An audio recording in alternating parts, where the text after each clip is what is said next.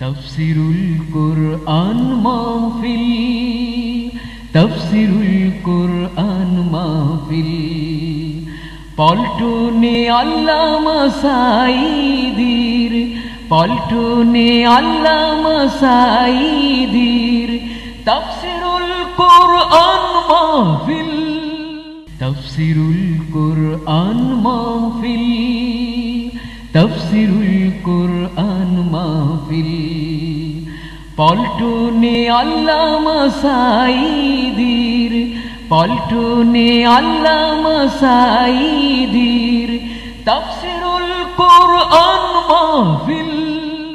আজকের অনুষ্ঠানে মাননীয় প্রধান অতিথি আল্লামা হযরত মাওলানা দেলোয়ার হোসেন সাঈদী এমপি ইতিমধ্যেই আমাদের মাঝে এসে উপস্থিত হয়েছেন।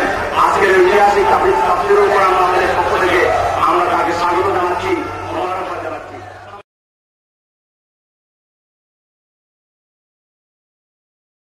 আলহামদুলিল্লাহ। বোনেরা, আসসালামু আলাইকুম ওয়া রাহমাতুল্লাহি ওয়া বারাকাতুহু। আমরা আল্লাহ রাব্বুল ইজ্জত ওয়াল জালাল তার দরবারে লাখো কোটি শুকর আদায় করি যে আল্লাহ তাআলা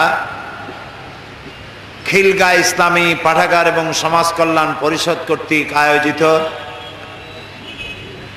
3 দিন ব্যাপী ঐতিহাসিক তাফসীরুল কোরআন মাহফিলের আজ 28তম বার্ষিকী উদযাপন উপলক্ষে আয়োজিত এ মাহফিলের প্রথম দিনে আমাদেরকে শরীক হওয়ার তৌফিক এনায়েত করলেন। সেই মনিবের দরবারে শুকরিয়া আদায় করি। আমরা সকলে পড়ছি আলহামদুলিল্লাহ।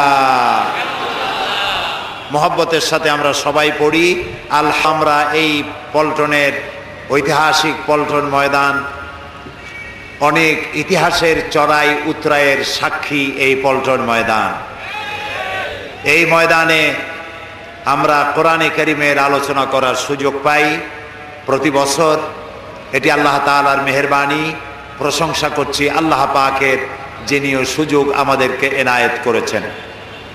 এবং আলোচনার শুরুতে আমি স্মরণ করছি ইসলামী পাঠাগার সমাজ কল্যাণ পরিষদের প্রতিষ্ঠাতা সভাপতি শহীদ আবুল কাসেমের কথা।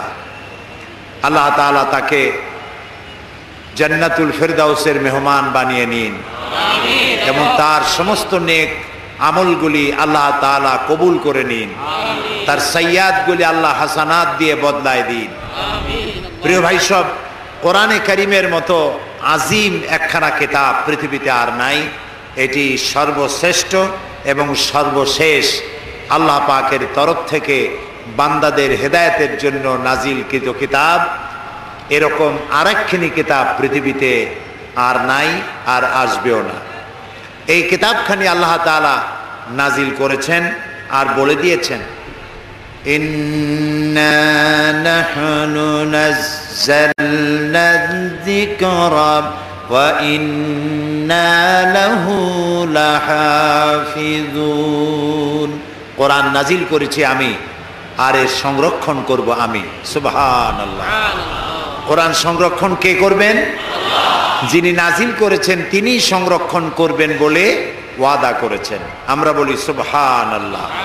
এ কোরআনের কেউ কোনো পরিবর্ধন কেউ করতে পারবে না, এটাকে নষ্ট করতে পারবে না।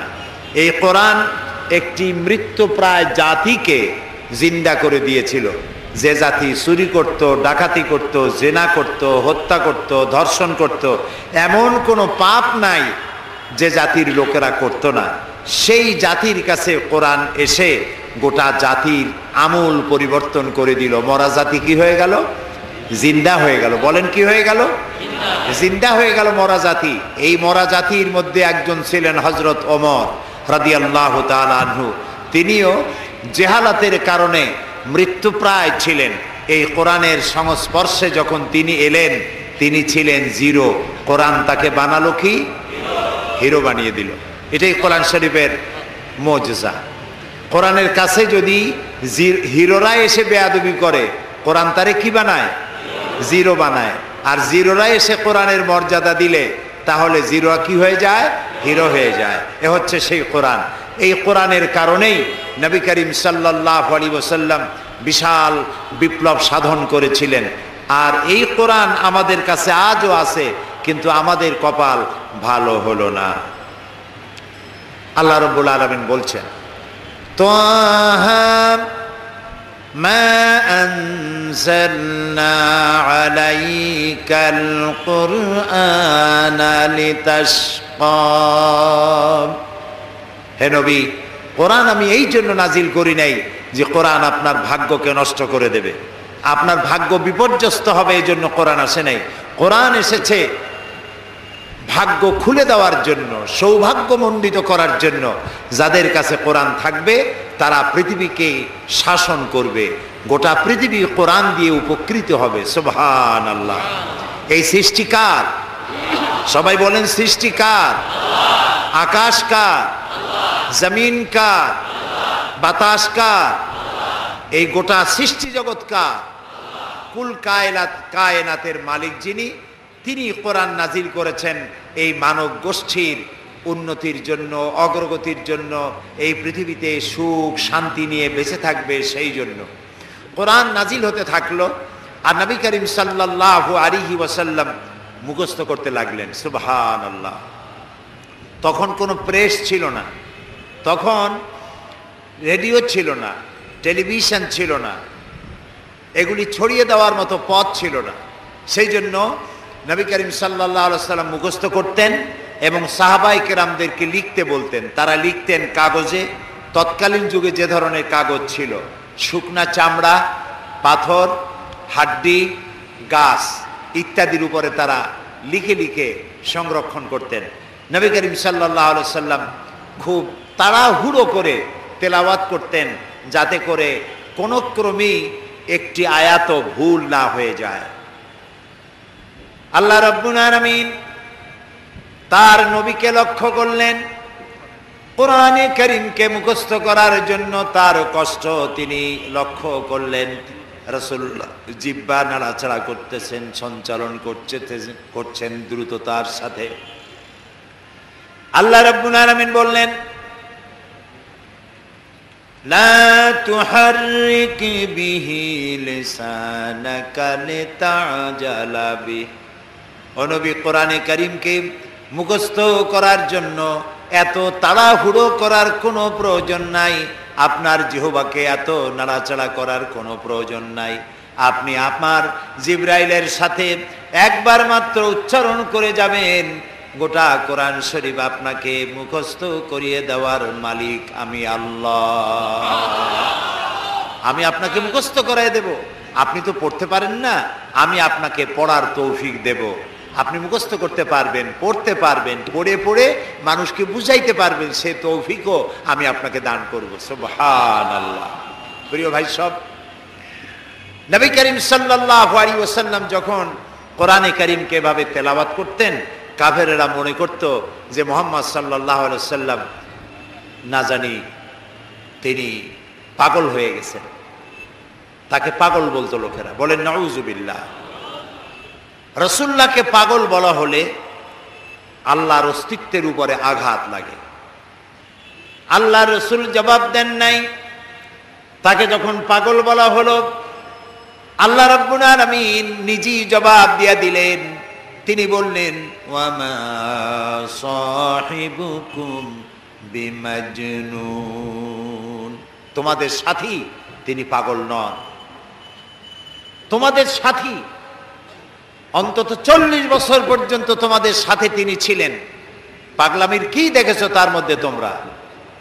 পাগলকে তা খুব তাড়াতাড়ি করে প্রমাণিত হবে। তোমাদের সাথী তিনি পাগল নন। হযরত ওমর তখনও ছিলেন জাহিল। তিনি চাইলেন মুহাম্মদ সাল্লাল্লাহু আলাইহি সাল্লামকে তিনি লাঞ্ছিত করবেন। এই নিয়ত করে পেছনে পেছনে ছুটলেন।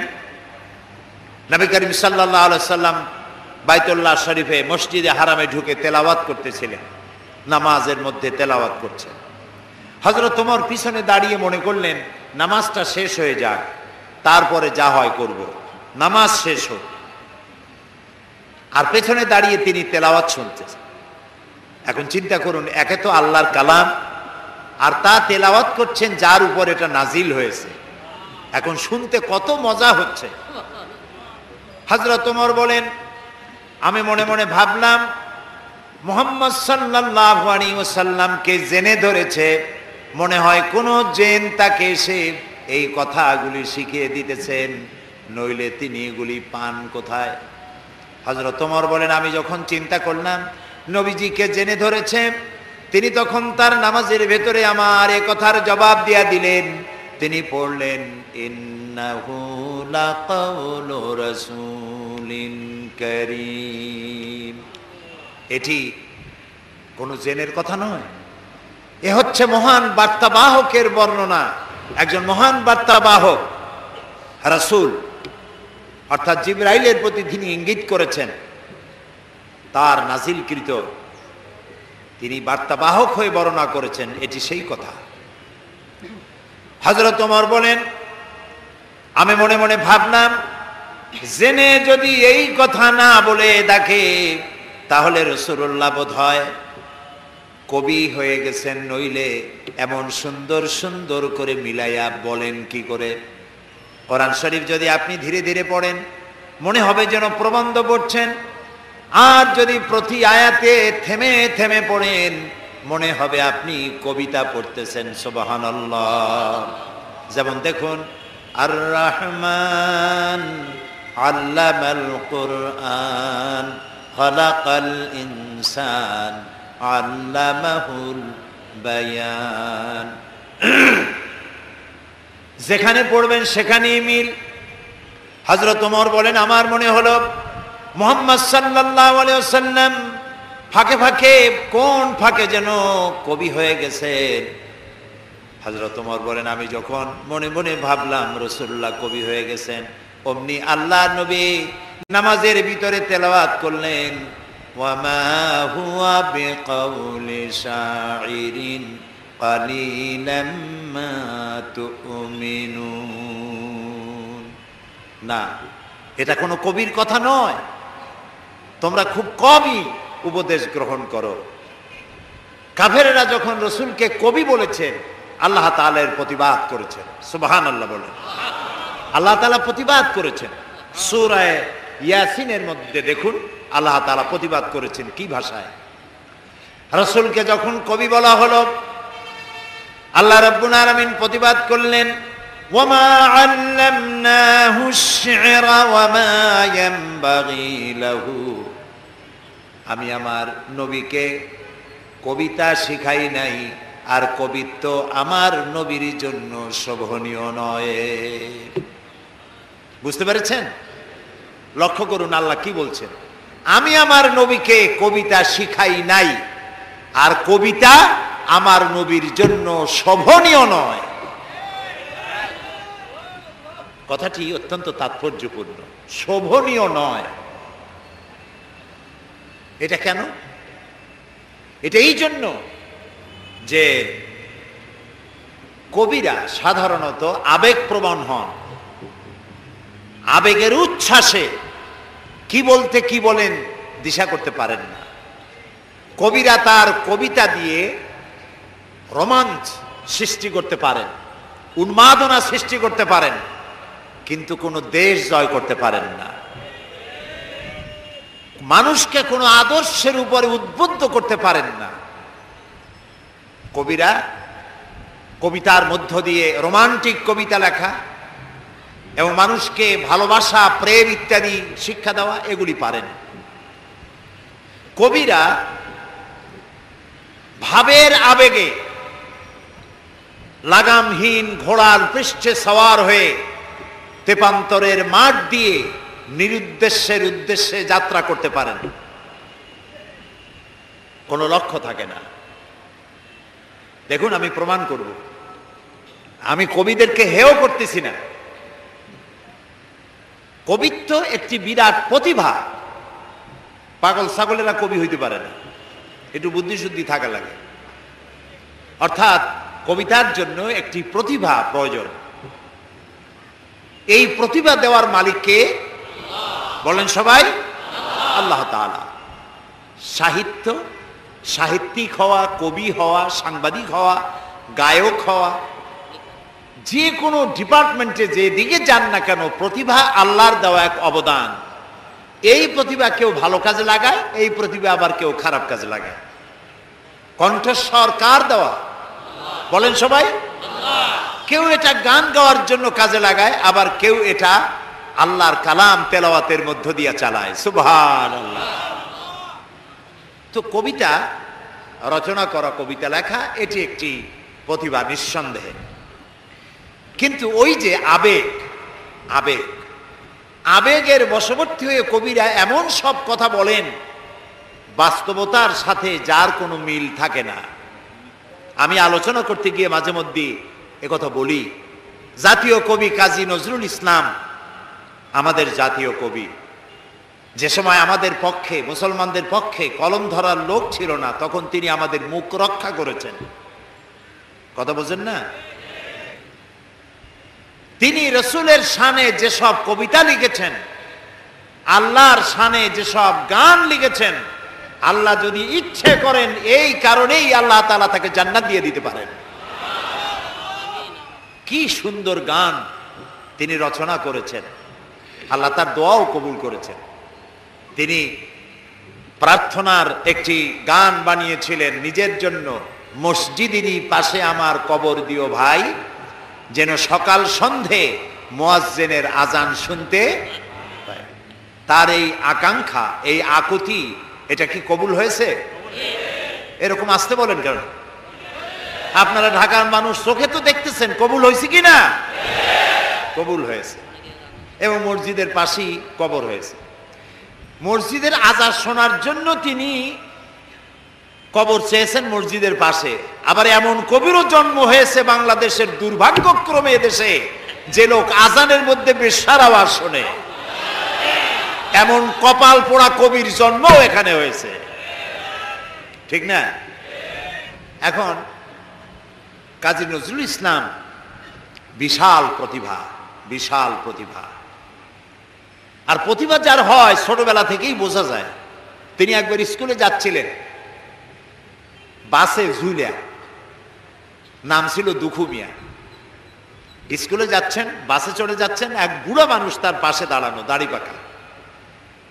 কাজী নজরুল ইসলাম তখন বোধহয় 4-5 ছাত্র হবেন। তিনি ওই বুড়া মিয়াকে জিজ্ঞেস করছেন, চাচা আপনার বয়স কত? এখন চাচার মেজাজ খারাপ হয়ে গেছে, স্বাভাবিকভাবে ছোট্ট ছেলে যদি আপনার বয়স জিজ্ঞেস করে মেজাজ খারাপ হবে না? রাগ করে বলছে যে আমার বয়স কত তা তোমার দরকার কি? কয় না চাচা, একটু জানতে চাচ্ছি আপনার বয়স কত। তো বেচারা বলেছে আমার বয়স 60 বছর তো পার হয়ে গেছে। কেন জিজ্ঞেস করলে বাবা? কাজী নজরুল ইসলাম বললেন যে জিজ্ঞেস করলাম এই কারণে, 60 বছর বয়স হয়েছে, এখনো আপনি নিজ পায়ে দাঁড়াতে শেখেন নাই। লোকটি তাকায় দেখলো তার নিজের পা একখানা নজরুলের পায়ের উপরে। তখন ওই বাচ্চা বুড়া বলতেছে, মর্নিং শোজ দ্য ডে, প্রভাতই বলে দেয় দিনটা কেমন যাবে। সুতরাং এই বাচ্চা তো বড় হলে কিছু একটা হবে। তিনি বিশাল মাপের কবি, কিন্তু দেখুন আবেগে তাকে কোথায় নিয়ে গেছে, বাস্তবতার যেখানে মিল নেয়। তিনি গান রচনা করেছেন তার প্রিয়তমার নামে, মোর প্রিয়া হবে এসো রানী, দেব খোপায় তারার ফুল। যাকে উদ্দেশ্য করে তিনি এই গানটা লিখেছেন, সেই প্রিয়তমাকে যদি সত্যি তিনি পেতেন, তাহলে আকাশের তারা খসায় এনে খোপায় পরাতে পারতেন কি? পারতেন। তিনি বলেছেন, ওই গানের মধ্যেই বলেছেন যে তোমাকে যদি পাই তাহলে রংধনুর রং আর জ্যোৎস্নার রং দুটোতে মিলিয়ে আলতা বানিয়ে তোমার পায়ে পরিয়ে দিতাম। আছে না গানে? সত্যি যদি ওই প্রিয়তমাকে তিনি লাভ করতে পারতেন, তাহলে রংধনুর রং আর জ্যোৎস্না মিলিয়ে আলতা বানাইতে পারতেন। এই কথাগুলি হচ্ছে কবিরা কবিতা লিখতে গিয়ে আবেগ প্রবণ হন, আবেগের উচ্ছ্বাসে যা লেখেন বাস্তবতার সাথে তার কোনো মিল থাকে না। এক্ষেত্রে আমি কবি হাফিজের কথাও বলি, পারস্যের নাম করা কবি, কবি হাফিজ। তিনি তার প্রিয়তমার জন্য তিনি গান উৎসর্গ করলেন। সেখানে তিনি লিখলেন ফার্সি কবিতা। তার অর্থ ছিল এরকম যে আমার প্রিয়তমার লাল গালের উপরে একটি কালো তিল আছে, প্রিয়তমার লাল গালে একটি কালো তিল আছে। এই তিলটি যদি আমি লাভ করতে পারি, এটি যদি আমি পাই, তাহলে সামারকান্দ এবং বুখারার মতো রাজত্ব আমি বিলাই দিতে পারি। তখন সামারকান্দ এবং বুখারার রাজা ছিলেন তৈমুর লং। তৈমুর লং এই গান শুনিয়া পুলিশ পাঠায় দিল, ব্যাটারে ধরে নিয়ে। হাফিজ তো প্রমাদ গুনলেন এবং বুঝতে পেরেছেন তাকে ধরতে পুলিশ পাঠানো হলো কেন। তিনি পথে পথে গানটারে উল্টায় ভালাইলেন। বাদশার দরবারে হাজির তৈমুর লং জিজ্ঞেস করলেন, হাফিজ তুমি তোমার প্রিয়তমার প্রেমে পড়ে গলায় দড়ি দিয়া মরো, আমার রাজত্ব বিলায় দিতে পারো, তোমার প্রিয়তমার তিলের কারণে এই অধিকার তোমার কে দিল? হাফিজ বলছে, জাহাপানা আপনি কি শুনেছেন? শুনেছি তোমার কবিতার শেষ লাইন আছে সামারকান্দ বা বুখারা। কয় না জাহাপানা, আপনি ভুল শুনেছেন। আমার দ্বিতীয় লাইনটা ছিল সামারকান্দ বা খুরমারা। এর অর্থ হচ্ছে আমার প্রিয়তমার লাল গালের কালো তিলটি যদি আমি লাভ করতে পারি তাহলে 1 মণ চিনি আর 3 মণ খোরমা বিলাই দিতে পারি। এখন আমি এই কথাগুলি শোনালাম এই কারণে যে কবিত্ব একটি প্রতিভা নিঃসন্দেহে, কিন্তু কবিরা আবেগপ্রবণ হন, উচ্ছ্বসিত হন, আবেগে এমন সব কথা বলেন যা বাস্তবতার সাথে মিল নাই। এই জন্য কবি আর নবী এই দুটির মধ্যে পার্থক্য হচ্ছে আকাশ আর জমিন। নবীরা আবেগপ্রবণ হতে পারেন না, আবেগের উচ্ছ্বাসে এমন কথা তারা বলতে পারেন না যার সাথে বাস্তবতার কোনো মিল নাই, এমন কথা নবীরা বলতে পারে না। সেই জন্য আল্লাহ তাআলা পরিষ্কার করে বলেছেন, ওমা আল্লামনাহু শায়রা ওমা ইয়ামবাগি লাহু, আমার নবীকে আমি কবিতা শিখাই নাই, আর কবিত্ব আমার নবীর জন্য শোভনীয় নয়। সুবহানাল্লাহ, সুবহানাল্লাহ। এবার চলুন, হযরত ওমর রাদিয়াল্লাহু তাআলা আনহু কি করতেছেন পিছনে বসে। হযরত ওমর রাদিয়াল্লাহু তাআলা আনহু তিনি মনে করলেন নবীজি কবি হয়ে গেছেন। আল্লাহ নবী নামাজের ভিতরে শোনায় দিলেন, ওয়ামা হুয়া বিকাউলি শাইরিন কালিলাম মা তুমিনুন। না, এটা কবির কথা নয়। হযরত ওমর ভাবলেন, আচ্ছা কবির কথা না, এটা উনি বুঝলেন কি করে? আমি মনে মনে চিন্তা করছি এটা কবির কথা, উনি এটাকে প্রতিবাদ করলেন আমার প্রশ্ন না শুনেই। তাহলে তো মনের কথা যখন বোঝেন তখন তো শুধু কবি না, গণকও হয়ে গেছে। হযরত ওমর বলেন, আমি যখন মনে মনে ভাবলাম মুহাম্মদ সাল্লাল্লাহু আলাইহি ওয়াসাল্লাম তিনি গণক হয়ে গেছেন, অমনি নবীজি সে কথারও জবাব দিলেন। নামাজের ভেতরে তিনি পড়লেন, ওয়ালা বিকাউলি কাহিনিন কালিলাম মা তাযাক্কারুন। না না, এটা কোনো গণকের কথা নয়, তোমরা খুব কমই উপদেশ গ্রহণ করে থাকো। হযরত ওমর বলছেন, এবার আমার মনে হচ্ছে যেন আমার পায়ের তলা থেকে মাটি খসে যাচ্ছে। কি আশ্চর্য কথা! মনে মনে যা চিন্তা করি তার জবাব উনি দেন। এটা জেনের কথা না, এটা কবির কথা না, এটা গণকের কথা না, তবে এটা কি? তোমার বলেন, আমি যখন মনে মনে ভাবলাম তবে এটা কি, অমনি রাসূলুল্লাহ নামাজের ভেতরে আমার সে কথারও জবাব দিলেন। তিনি পড়লেন, তানজিলাম মির রাব্বিল আলামিন। এটি আল্লাহ পাকের নাজিলকৃত কিতাব, এটি কোরআন। হযরত ওমর তিনি বলছিলেন, আমার মনে হচ্ছিল যেন ইসলাম, ঈমান তার শেকড় শুদ্ধ আমার কলিজার মধ্যে গেড়ে বসতেছে। কিন্তু তখনও তার কিসমতে ঈমান হয় নাই, ঈমান আনতে পারেন নাই। পরবর্তী সময় তো ঈমান এনেছিলেন। প্রিয় ভাই সব, আল্লাহ তাআলার কাছে আমার খুব আশা ছিল। দুনিয়ার 4টি মহাদেশের প্রায় অর্ধশত দেশ ভ্রমণ করেছি, কিন্তু মিশর আমার দেখা হয়নি। মুসা আলাইহিস সালামের দেশ, ফেরাউনের দেশ, ইউসুফ আলাইহিস সালামের দেশ, সালেহ আলাইহিস সালামের দেশ, ইব্রাহিম আলাইহিস সালামের শ্বশুর বাড়ি। তা আল্লাহ তাআলা সেই জায়গা দেখার তৌফিক দিলেন। গেলাম সেই জায়গায়, কায়রো থেকে প্রায় 600 কিলোমিটার দূরে তুরে সায়না, যেখানে আল্লাহ মুসা আলাইহিস সালামের সাথে কথা বলেছিলেন। আমার জীবন ধন্য। আল্লাহ তাআলা সেই জায়গাটাও দেখালেন যেখানে আল্লাহ মুসা আলাইহিস সালামের সঙ্গে কথা বলেছেন। তো আল্লাহ তাআলা সরাসরি কথা বলেন কিন্তু দেখা যায় না তাকে। এই কোরআন শরীফে আল্লাহ তাআলা কি সুন্দর করে বলেছেন, সূরা তাহার মধ্যে এসেছে মুসা আলাইহিস সালাম তিনি যাচ্ছিলেন তার স্ত্রী পরিজন নিয়ে। স্ত্রী ছিলেন গর্ভবতী, আসন্ন প্রসবা, ডেলিভারি হবে, প্রচন্ড ঠান্ডা ছিল, এখন আগুনের প্রয়োজন। তিনি দূরে দেখতে পেলেন একটা গাছের উপরে যেন আগুন দেখা যায়। তিনি ছুটলেন সেই আগুনের পানে এবং বললেন, ফাকালা লি আহলিহিম কুসু ইন্নী আনাস্তু নারান লাআল্লি আতিকুম মিনহা বিকাবাসিন আও আজিদু আলান নারি হুদা। তোমরা এখানে অপেক্ষা করো, আমি তো আগুনের মতো কি একটা দেখতেছি, আমি ওখানে যাই, হয়তো আগুন আনতে পারবো অথবা কোনো একটা রাস্তা একটা কিছু পেয়ে যাবো। ফালাম্মা আতাহা নুদিয়া ইয়া মূসা ইন্নী আনা রাব্বুক ফাখলা নালাইক ইন্নাকা বিল ওয়াদিল মুকাদ্দাসি তুয়া। ও মূসা, যেটারে আগুন মনে করছো এটা আগুন না, এটা আমি তোমার রব। ফাখলা নালাইক, জুতা খোলো, ইন্নাকা বিল ওয়াদিল মুকাদ্দাসি তুয়া, এটা হলো পবিত্র উপত্যকা।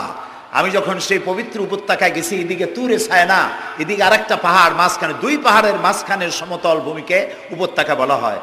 আমার এই আয়াত মনে পড়লো, সাথে সাথে জুতা খুলে ফেলে দিলাম। মুসা আলাইহিস সালামকে আল্লাহ বলেছেন ফাখলা নালাইক, জুতা খোলো। আমি আমার সাথীরা জুতা খুলে এগিয়ে গেলাম, আজান দিয়ে সেখানে আমরা জোহরের নামাজ আদায় করলাম, জোহর আসর জামআন ওয়া কাসরান আদায় করে নিলাম। তারপরে চলে গেলাম সেই জায়গায় যেখানে আল্লাহ তাআলা কথা বলেছিলেন, সেই জায়গাটা এখনো আছে। সুবহানাল্লাহ।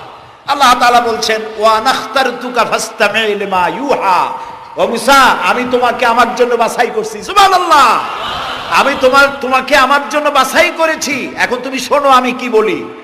ইন্নানি আনাল্লাহ, আমি আল্লাহ। সুবহানাল্লাহ, সুবহানাল্লাহ।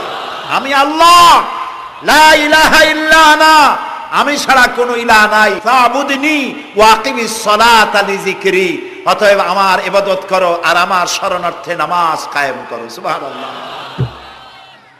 ওইখানে দেখলাম দুইটা ধর্মীয় প্রতিষ্ঠান, একটা হলো মসজিদ আর একটা হলো গির্জা, একদম গায়ে গায়ে লাগানো। দুনিয়ার ইহুদি খ্রিস্টান আর মুসলমানেরা এক জায়গায় নামাজ পড়তেছে আর যার যার মতো ইবাদত করতেছে, কোনো ঝগড়া নাই। ইহুদিরাও যাচ্ছে আর খ্রিস্টানেরও যাচ্ছে, মুসলমানেরও যাচ্ছে। আমি সেখানে একটা বক্তব্য রাখলাম, বললাম দুনিয়ার ঐক্য কোন রাজনৈতিক ঐক্যে পৃথিবীর মানুষকে ঐক্য বানাতে পারবে না, ইসলাম দিয়েই ঐক্য করা যাবে, এটাই হলো তার প্রমাণ। সেখান থেকে 5 দিনে 2000 কিলোমিটার জায়গা আমি দৌড়াইছি। হযরত সালেহ আলাইহিস সালামের কবর জিয়ারত করেছি, ইলিয়াস আলাইহিস সালাম, হযরত হারুন আলাইহিস সালাম, তারপরে হযরত লোকমান, কোরআন শরীফে যে সূরা লোকমান আছে, হযরত লোকমান, তার কবর জিয়ারত করার তৌফিক আল্লাহ তাআলা দান করেছেন। বিশাল দেশ, দেখার মতো বহুত কিছু আছে, কিন্তু দেখা হয় নাই। তখনও মুসা আলাইহিস সালামের সাথে বেয়াদবি করলো সেই মিস্টার ফেরাউন কই। তারপরে চলে গেলাম মিউজিয়ামে, পিরামিড দেখলাম, নীল নদ দেখলাম, আল্লাহ দেখাইলেন। তারা বলেছেন আমার জমিন ভ্রমণ করো আর মহাসত্যের অস্বীকারীদের কি পরিণতি করেছি তা দেখো আর তার দ্বারা শিক্ষা গ্রহণ করো। কাজে আল্লাহ দেখতে কইছে, শয়তান দেখা দরকার। ভিতরে ঢুকে দেখলাম গ্লাসের বক্স, সেখানে মিস্টার ফেরাউন চিতই শুয়ে আছে। হায় আল্লাহ, আল্লাহ শুটকি বানাই থুইছে, কাপড় দিয়ে জড়ানো, পাও দুইটা বাইর করা, হাত দুইটা বাইর করা, ঘাটটা এত বড় লম্বা, এরকম চিকুন, কল্লাটা আছে, একটা দাঁত আছে মুখে, হাতে পায়ে কিছু নখও আছে, মাথায় কিছু চুলও আছে। হাজার হাজার বছর আগের লাশ। মুসা আলাইহিস সালামকে যখন তালায় নিয়ে গেল লোহিত সাগরের কেরানায় মুসা আলাইহিস সালাম বসেছিলেন তার উম্মতদের নিয়ে। ফেরাউন 3 দিক থেকে আক্রমণ করলো। এই কোরআন বর্ণনা, এটা কি কোরআন? আল্লাহ তাআলা বলছেন, ও নবী, তুমি তো তখন সেখানে উপস্থিত ছিলে না যখন ফেরাউন তার দলবল নিয়ে মুসা আলাইহিস সালামকে তাড়া করেছিল সেই তুরে সায়নায়, তুমি উপস্থিত ছিলে না। আমি ওহী দিয়া, কোরআন দিয়া তোমাকে ইতিহাস জানাইছি। সুবহানাল্লাহ। সেই লোহিত সাগরের পারে গেলাম যেখানে তাকে ঘিরে ফেলানো হয়েছিল। মুসা আলাইহিস সালাম এবং তার সাথীরা বললেন, ইয়া মূসা ইন্না লামুদরাকুন, হে মুসা আমরা তো পাকড়া হয়ে গেলাম, সারাশি আক্রমণ করা হয়েছে, আমাদেরকে পালাবার কোনো জায়গা নাই। মুসা আলাইহিস সালাম আল্লাহর পয়গম্বর। কার নবী? আল্লাহর পয়গম্বর। মুসা আলাইহিস সালাম বললেন, কাল্লা রব্বি সায়াহদিন, ভয় পাইও না, অবশ্যই আল্লাহ তাআলা আমাদেরকে পথ বের করে দেবেন। তিন দিকে কি শত্রু, তিন দিকে কি, আর একদিকে কি নদী না সাগর। আপনারা মনে করছেন নীল দরিয়া পার হয়েছে বুঝি মুসার তাড়া খায়া? সাগর, লোহিত সাগর, রেড সি, তিন দিকে শত্রু, একদিকে সাগর, পালাবার রাস্তা আছে? আল্লাহর পয়গম্বর বলছেন কোনো ভয় নাই, অবশ্যই রব্বি সায়াহদিন, অবশ্যই আল্লাহ আমাদের পথ বের করে দেবেন। আল্লাহ তাআলা খুশি হয়ে গেলেন, সুবহানাল্লাহ। আল্লাহ এটাই চান, আল্লাহ এটাই চান। আল্লাহ তাআলা সমুদ্রকে ভাগ করে দিলেন, সুবহানাল্লাহ। সমুদ্র ভাগ হয়ে গেল। এগুলি গল্প কি? কোরআন, কোরআন। সাগর ফেটে গেল। মুসা আলাইহিস সালাম আর তার দলবল নিয়ে সাগরের মাঝখানে চলে গেছেন। ফেরাউন তার দলবল নিয়ে এসে দেখে, বাহ, এ তো ভালোই, রয়্যাল বোট। ও মনে করছে ওর বাজানের তৈরি করার রাস্তা। ওর সমস্ত সেনাবাহিনী নিয়ে নেমে পড়েছে। যেই না সাগরের মাঝখানে আসছে, মুসা আলাইহিস সালাম তার দলবল নিয়ে ওপার চলে গেছেন। আল্লাহ হুকুম করলেন, যিনি হুকুম করেছিলেন সাগর ফেটে যা, মুসার জন্য রাস্তা বানায় দে, সেই আল্লাহ বললেন সাগর রাস্তা বন্ধ করে দে। রাস্তা বন্ধ হয়ে গেল। এখন ফেরাউন আর তার দলবল পানিতে চুবনি খাইতে খাইতে সাথের লোকেরা সব শেষ। এখন ফেরাউন একা সমুদ্রের ঢেউতে ডোবে আর ওঠে। পানি খেতে খেতে পেটটা ফুটকা মাছের মতো মোটা হয়ে গেছে। দেখে যে জান আর টেকে না, নাক দিয়েও পানি পড়ে, কান দিয়েও পানি পড়ে। এখন বলছে, আমানাত বিহি বানু ইসরাইল, ঈমান আনলাম সেই আল্লাহর উপরে যে আল্লাহর উপরে ঈমান আনছে বনি ইসরাইলেরা, তার উপর ঈমান আনলাম। আল্লাহ তাআলা বললেন, আল আন, এখন, ওয়াকাদ আসাইতা কাবলু ওয়া কুনতা মিনাল মুফসিদিন। ও বলল, আনা মিনাল মুসলিমিন। আল্লাহ, আমি তো এই কলেমা পড়লাম আর তো মুসলমান হইলাম, এখনো সুবাও কেন? আল্লাহ কয়, এখন, ওয়াকাদ আসাইতা কাবলু, এর আগে তুমি আমার সাথে বিরোধিতা করেছো, বিদ্রোহ করেছো, আমার মানুষের উপর অত্যাচার করেছো, ওয়া কুনতা মিনাল মুফসিদিন, আর তুমি হচ্ছ সন্ত্রাসীর একজন বড় সন্ত্রাসী, বিপর্যয় সৃষ্টিকারী। শোনো ফেরাউন, আজকে আমি তোমারে শুধু মারবই না, আমি তোমাকে মৃত্যু দেব, আর তোমার আলিয়াউমা নুনাজ্জিকা বিবাদানিক, আমি তোমার শরীরকে হেফাজত করব। তোমার শরীর পানিতে পচবে না, পোকা মাকড়ে, জলচর প্রাণী, স্থলচর প্রাণী কেউ খাবে না, মাটিতেও তুই পচবি না, তোরে শুটকি বানায় রাখবো কিয়ামত পর্যন্ত।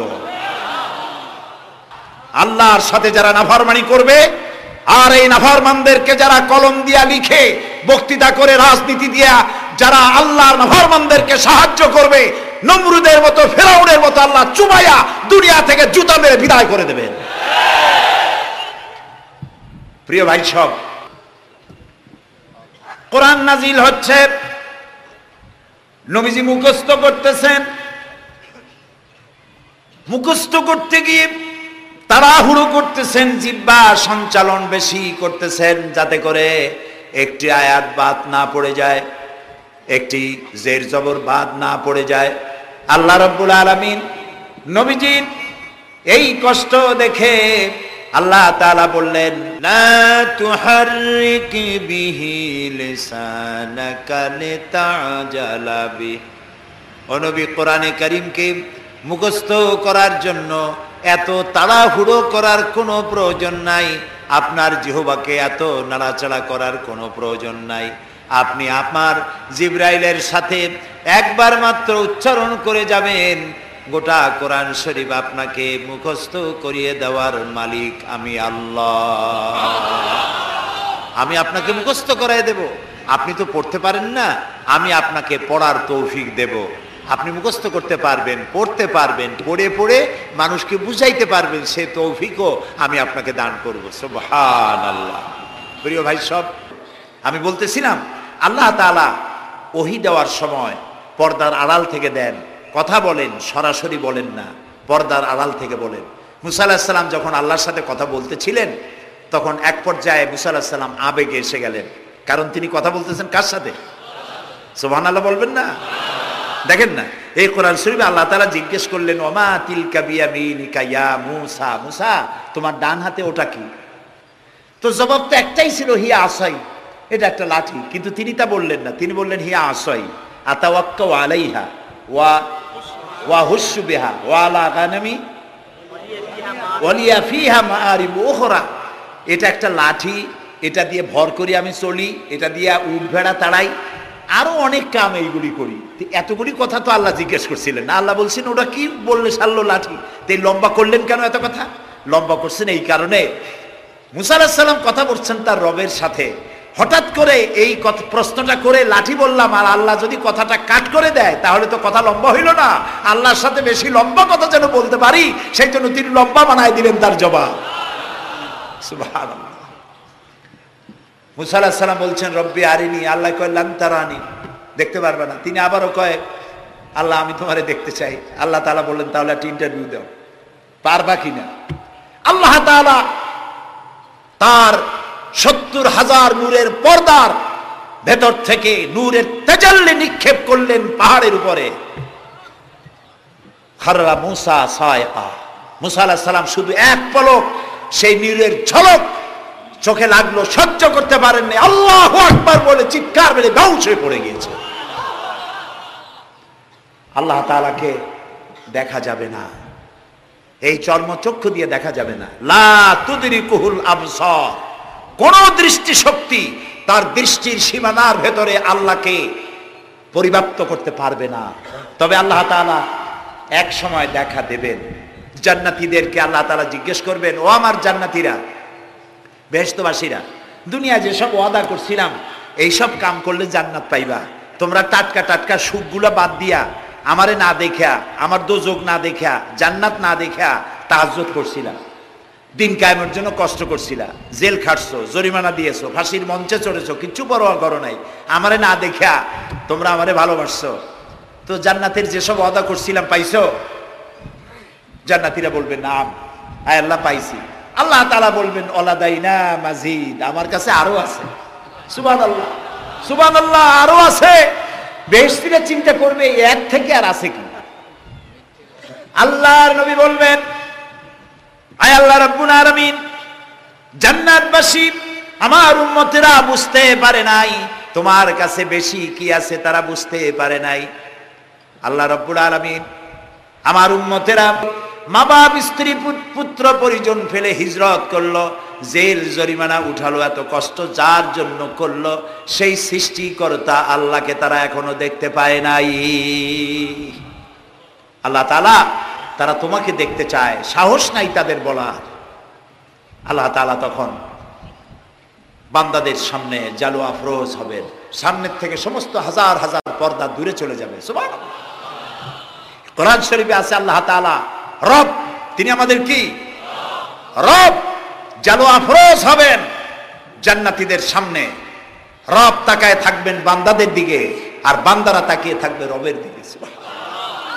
লক্ষ বছর চলে যাবে, কেউ টের পাবে না কোন ভাগ দিয়ে এত বছর চলে গেল। আল্লাহ আল্লাহ আল্লাহ। কিয়ামতের দিন জান্নাতের যে অনুষ্ঠানে তুমি তোমার বান্দাদেরকে দেখা দিবা, আমরা তো গুনাহগার, অত বড় আশা করতে পারি না, তবু আশা করতে ক্ষতি কি? তোমার নাম রহমান রহিম। জান্নাতের যে অনুষ্ঠানে তুমি তোমার বান্দাদের সাথে দেখা করবা, সেই অনুষ্ঠানের কোন এক কোনায় কানায় আমাদেরকে একটু বৈশা তোমারে দেখার তৌফিক দিয়ে দিও মাবুদ। আমরা কি আল্লাহর সাথে দেখা করতে চাই? বলেন, দেখা করতে চাই? যারা জবাব দেন নাই তারা কিন্তু কি বলে, আমরা কি আল্লাহর সঙ্গে দেখা করতে চাই? যদি আমরা আল্লাহর সঙ্গে দেখা করতে চাই, আল্লাহ রাব্বুল আলামিন বলেন, ফামান কানা ইয়ারজু লিকা রাব্বিহি ফালইআমাল আমালান সালিহান ওয়ালা ইউশরিক বিইবাদাতি রাব্বিহি আহাদা। ফামান কানা ইয়ারজু লিকা রাব্বিহি, তোমাদের মধ্যে যে কেউ আল্লাহর সঙ্গে, রবের সঙ্গে যদি কেউ দেখা করতে চায়, দুইটা কাজ করতে হবে। কয়টা কাজ? ফালইআমাল আমালান সালিহা, সেজন্য ভালো কাজ করে, উত্তম কাজ করে, ভালো কাজ। ভালো কাজ কারে কয়? ভালো কাজ করার জন্য দুইটা শর্ত। ভালো কাজ করার জন্য কয়টা শর্ত? আমলে সালেহ, নেক কাজের জন্য দুইটা শর্ত মুখস্থ করুন। 1 নম্বর শর্ত হচ্ছে কাজটি হতে হবে আল্লাহকে খুশি করার জন্যে। 2 নম্বরে কাজটি হতে হবে সুন্নতে নববী সাল্লাল্লাহু আলাইহি ওয়াসাল্লামের উপরে। দাড়ি রাখবো কারে খুশি করার জন্য? আল্লাহর খুশি করার জন্য। রাখবো কার মতো? রবীন্দ্রনাথের মতো, কার্ল মার্কসের মতো, ম্যাক্সিম গর্কির মতো? কার মতো? রাসূলুল্লাহর মতো। বাস, আর দৃষ্টান্ত দিতে চাই না। আশা করি বুঝে আসছে কিনা? তাহলে আল্লাহ তাআলা বলছেন যে যদি তোমরা তোমার রবের সাথে দেখা করতে চাও কয়টা কাজ করতে হবে? 2টা। একটা কাজ হলো ভালো কাজ করো, নেক আমল করো। আর 2 নম্বরে হচ্ছে ওয়ালা ইউশরিক বিইবাদাতি রাব্বিহি আহাদা, আল্লাহর ইবাদতের সাথে কাউকে শরীক স্থাপন করো না। তাহলে আল্লাহ তাআলার সঙ্গে দেখা করা কিয়ামতে যাবে। প্রিয় ভাই সব, আমি আজকে খুব ক্লান্ত। বাকি কথাগুলি আগামীকাল বলবো ইনশাআল্লাহ। মোনাজাতের পরে আজান হবে, বা জামাত এশার নামাজ পড়ে যাবেন। আল্লাহুম্মা আমিন। রব্বানা যালামনা আনফুসানা ওয়া ইন লাম তাগফির লানা ওয়া তারহামনা লানাকুনান্না মিনাল খাসিরিন। হায় আল্লাহ তাআলা, হাজার হাজার মুসলমান নরনারী পল্টনের ময়দানে কোরআনে কারীমের কথা শুনে তোমার দরবারে হাত তুলেছি।